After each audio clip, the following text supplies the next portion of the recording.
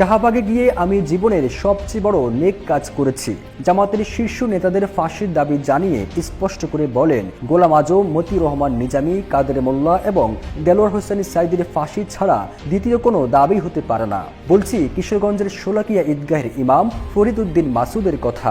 সকল রাজাকারদের, বিশেষ করে গোলাম আজম, নিজামী, কাদের মোল্লা, সাইদি, এদের সকলের ফাঁসি এটা শুধু প্রত্যাশা নয়, এটা আমাদের স্পৃহা। 2013 সালে শাহবাগে গণজাগরণ মঞ্চে এসে নিজের একাত্মতা প্রকাশ করেছিলেন এই ফরিদ উদ্দিন মাসুদ। এখানে শেষ নয়, ইসলাম বিরোধী ব্লগারদের শাস্তির দাবিতে 2013 সালের 23 মার্চ রাজধানীতে এক সমাবেশে জামাত শিবিরকে নাস্তিক আখ্যায়িত করে এই দলকে নিষিদ্ধেরও দাবি জানান ফরিদ উদ্দিন মাসুদ।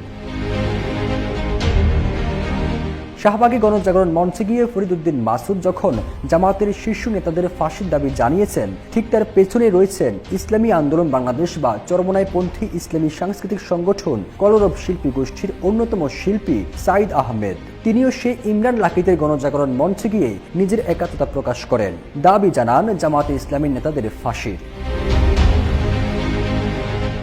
শেখ হাসিনা পতনের পর এই ফরিদ উদ্দিন মাসুদ আত্মগোপনে আছেন বলেও বিভিন্ন মহলে গুঞ্জন উঠেছে। হাসিনা ও তার সরকারের মন্ত্রী এমপিদের সুরে তাকেও বিভিন্ন টকশো এবং বক্তব্যে কথা বলতে শোনা গেছে।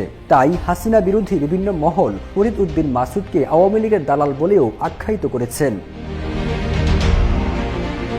71 মানবতা বিরোধী অপরাধের বিচারকে কেন্দ্র করে 2013 সালের 5 ফেব্রুয়ারি শাহবাগে গণজাগরণ মঞ্চ বানিয়ে আন্দোলন করেছিল কয়েকজন প্রগতিপন্থী ব্লগার, যাদের মধ্যে অন্যতম ছিল ইমরান সরকার এবং লাকি আক্তার। ওই সময়ে আন্তর্জাতিক অপরাধ ট্রাইব্যুনাল জামাত নেতা কাদের মোল্লাকে যাবজ্জীবন কারাদণ্ডের প্রতিবাদে এবং ফাঁসির দাবিতে শাহবাগে গণজাগরণ মঞ্চ তৈরি করে ইমরান সরকার ও লাকি আক্তাররা। পরবর্তীতে আন্দোলনের মুখে ট্রাইব্যুনাল কাদের মোল্লাকে ফাঁসির রায় দেন এবং তা কার্যকর করেন।